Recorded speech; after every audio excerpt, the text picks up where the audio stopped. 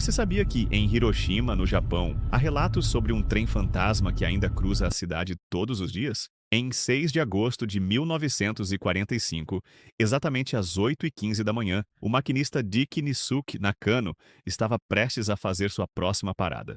Mas antes que o trem alcançasse a estação, a bomba atômica caiu. Num instante, tudo foi consumido pelas chamas. Os trilhos sumiram, a estação virou cinzas. Décadas depois, em 1987, uma vila foi construída exatamente sobre o antigo local da tragédia. Desde então, os moradores afirmam ouvir o mesmo som todas as manhãs. Um apito distante. O eco metálico de rodas arrastando sobre trilhos que já não existem. Sempre no mesmo horário. 8h15. Há quem jure ter visto um homem caminhando pelas ruas da vila, vestindo um uniforme antigo, boné de condutor e uma cicatriz profunda no lado esquerdo do rosto.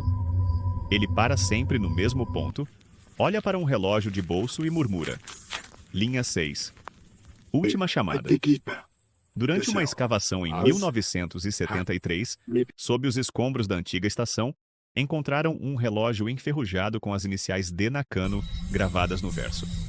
Ao lado, um crachá de funcionário, ainda legível, com a foto de um homem marcado pela mesma cicatriz. Desde aquele dia, todo 6 de agosto, câmeras de segurança registram uma névoa densa cruzando a vila, moldando a silhueta de um trem fantasma. Exatamente às 8h15. E dizem que, se algum dia você ouvir o apito dessa hora, não olhe pela janela.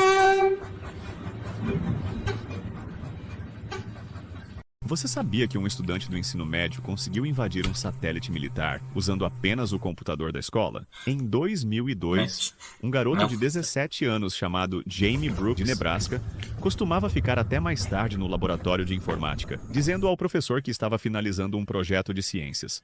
Mas, na verdade, Jamie estava testando um programa que ele mesmo criou. Um código montado a partir de manuais antigos, comprados em um brechó e linhas copiadas de um jogo pirata. Certa noite algo aconteceu. Jamie conseguiu acesso a um satélite militar desativado dos Estados Unidos. E por menos de 1 minuto, ele assumiu o controle da câmera. Durante 42 segundos, o satélite transmitiu imagens em tempo real de uma instalação secreta localizada em Nevada. Algumas pessoas que estavam online naquela hora viram o vídeo antes que ele fosse removido. Em um dos quadros havia algo diferente. Não era humano nem uma máquina comum.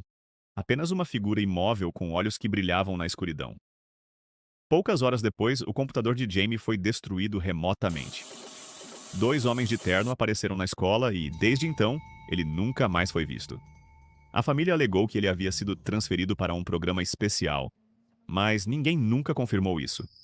O vídeo sumiu da internet, embora alguns afirmem que pedaços ainda circulam por fóruns obscuros, protegidos por criptografia pesada.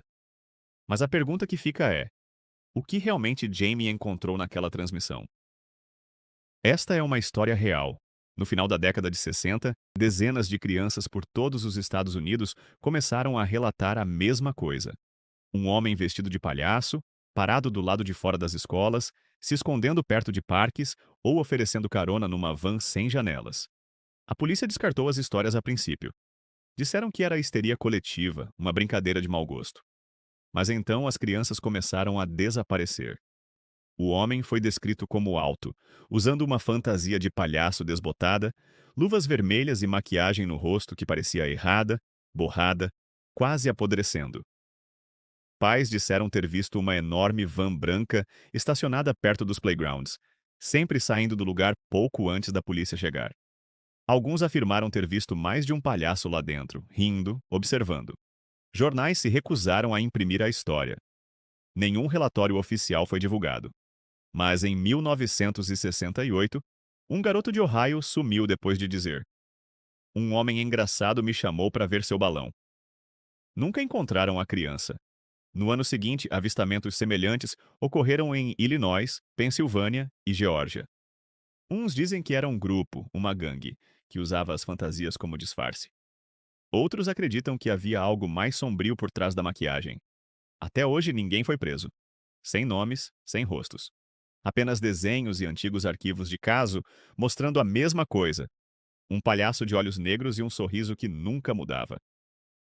Em 1918, um jovem no Japão comprou uma boneca como presente para sua irmãzinha, Okiku. Encantada, a menina deu à boneca o próprio nome e passou a tratá-la como se fosse uma companheira viva, inseparável. Mas a alegria durou pouco. Okiku faleceu ainda criança, aos 3 anos de idade. Em sua memória, a família colocou a boneca em uma prateleira, como uma homenagem à filha perdida. Foi então que o inexplicável começou a acontecer. O cabelo da boneca, que antes era curto, começou a crescer lentamente. Primeiro até os ombros, depois até a altura da cintura. Mesmo quando cortavam, ele voltava a crescer. A mãe dizia ouvir passos leves perto da prateleira, e as luzes piscavam toda vez que alguém tentava mover a boneca de lugar.